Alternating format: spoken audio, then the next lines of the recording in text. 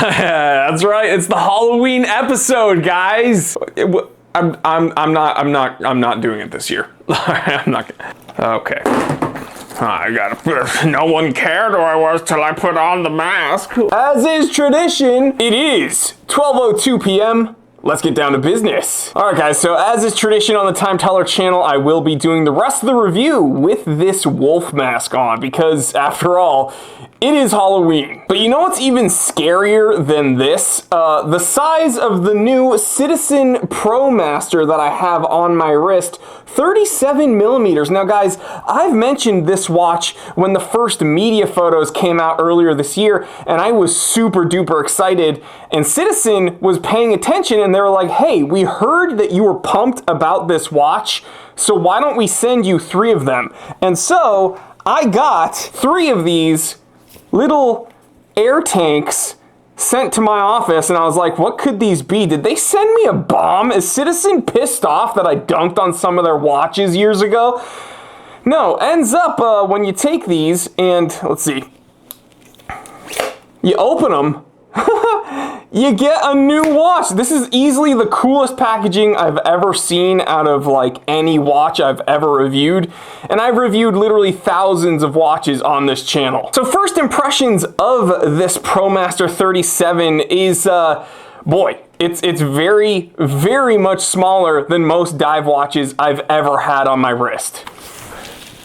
Also, as is tradition, I will take off the mask partially midway through the review because I can't breathe. Also, I can't see very well without my glasses. Let me go ahead and put those on. Oh, cool. Now I look like Genghis Khan. So yeah, for some perspective, I did wear this right after I was wearing my Seiko SPBN 031 Tuna, and I realized this feels like non-existent on my wrist. And that's not totally a bad thing. I mean, 37 millimeters of this watch encompasses a legit, robust built, functional dive watch, not just a dive style piece like a Seiko 5KX. This is a legit diver with a 200 meter water resistance rating, threaded crown, you're getting some impeccable lume, you're getting an eco drive movement, and again, that movement is powered by natural or artificial light sources. Just an all-around solid dive watch in a very manageable size for under $400. Citizen could be eating Seiko's lunch big time with the release of these watches. Now, Citizen did send me the 3 variants, so this black dial one with the black bezel inlay, the blue one that I showed you a little bit earlier, we're gonna have macro footage going on as I talk,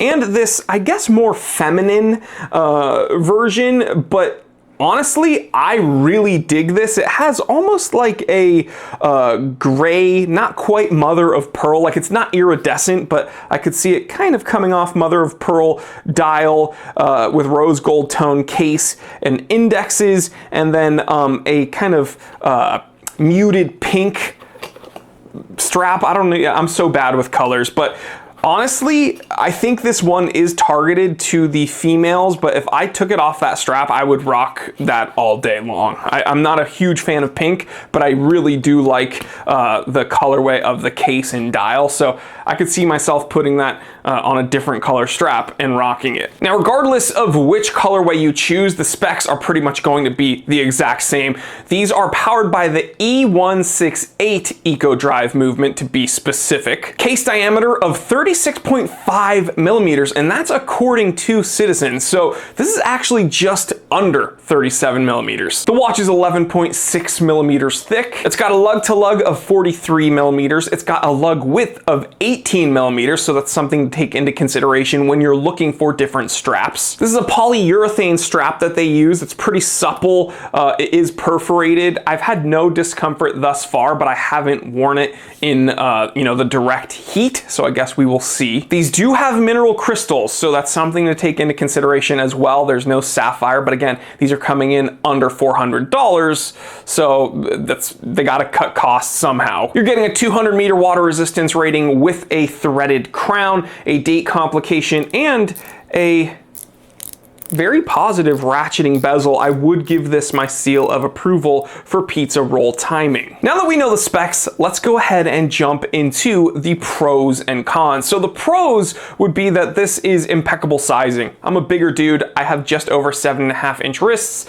and I actually love how this thing wears on my wrist. I think it is very, very manageable. I think it's totally not cumbersome at all. I think that it kind of feels non-existent when you're getting used to bigger watches, but this isn't so small that it feels weird. Like that's what she said. This is just a great size for a true powerhouse of a watch, like something really durable and tough that you don't want to knock around on things. So if you're someone that uses your hands a lot, maybe you're working on things, like I know personally when I'm reaching in the engine bay of one of my cars, like trying to reach something, I often take off my tool watches because my tool watches are usually pretty big and bulky, and I don't want to get my freaking arm caught like someplace. So this would kind of help that because everything is so compact. Now again, this watch has an 11.6 millimeter case thickness, and it wears pretty dang flat on the wrist. So if you're reaching into spaces, or if you want something that is just kind of low profile, but again, has that 200-meter water resistance rating, has that robust build, has that, incredible loom and just durable movement, but in a small package, this is definitely up your alley, and for under $400 it's kind of a no-brainer. But the watch is not perfect, so let's jump into the cons. First con, it needs drilled lugs. Okay, I get it, it's a smaller watch. The lugs are, I guess, kind of thin, but they're not too thin to have a hole in it. Drill those lugs, baby. The next con is that at technically 36.5 millimeters, this thing is going to be too small for some people. Some people just refuse to wear anything below 40 millimeters. Okay, then this watch is not for you. And the final con is that the date window is just in the wrong place, right? Wrong positioning for the date window. I could get over it with this watch, honestly, though, because it's just so impressive to have that much watch in this small of a package. But I would have liked to see the date window elsewhere. In conclusion, it's really refreshing to see these big box brands actually listen to the consumers. I mean, they're giving us what we want, right? There are a large portion of watch enthusiasts, whether they be people that just have more slender wrists, maybe they're females, maybe they're just people like me that enjoy wearing smaller watches. Citizen now gave us an option to have a smaller, more manageable watch without sacrificing any of the functionality. And offering this at a very, very affordable price range, I think this is 100% the right move from Citizen. These have been out for a little while, so I'm sure some of my viewers already have some experience with this watch, so please sound off in the comment section. Let me know and let my other viewers know what you think about the watch. I've been able to spend a couple weeks with these three watches. My opinion, I would definitely rock the rose gold tone one. This blue one, where is it? Oh God, where is it? There's all these little air tanks. This blue one's really, really awesome because of the borders on the indexes have this really bright blue, plays with the light very nicely, and I really do like that orange minute hand. Personally, I think I would probably go with the blue or this one for an everyday wear, just because I enjoy something kind of understated, black bezel, black dial.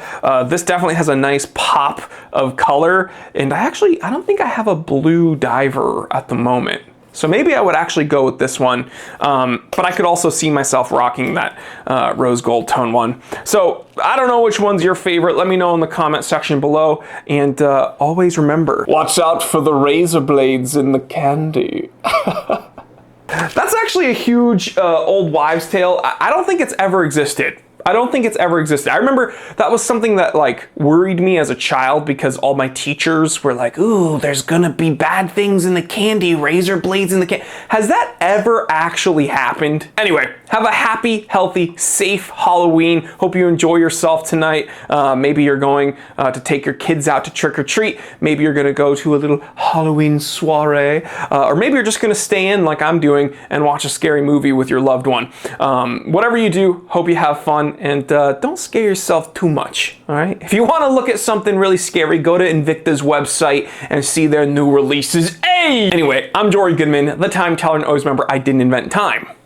I just tell it. Also guys, if you want some extra Halloween action, don't forget to check out everything else that the Time Teller Productions is putting out over various YouTube channels. For instance, the Beverly Hills Shrink channel, which is my dad's channel, just released a Halloween special. You don't want to miss that. He's talking about the minds of serial killers. And T3 Time to Drive just released another Time Away installment, which is a bit on the spookier side. I'll link both of those in the description below. Leave a comment and tell them the Time Teller sent you. All right, guys, happy Halloween.